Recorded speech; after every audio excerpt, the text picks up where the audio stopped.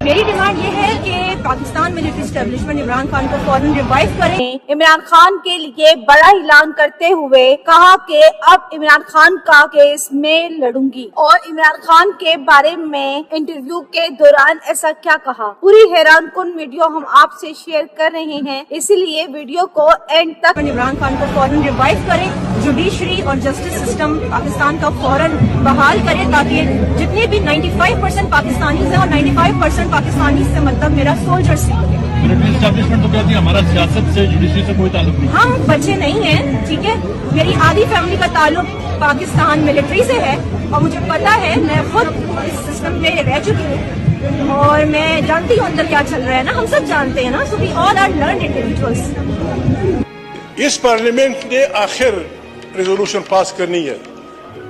کہ عمران اور اس کے ساتھیوں کو رہا کرو۔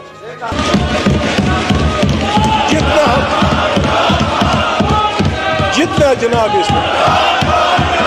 یہ تشریف رکھیں۔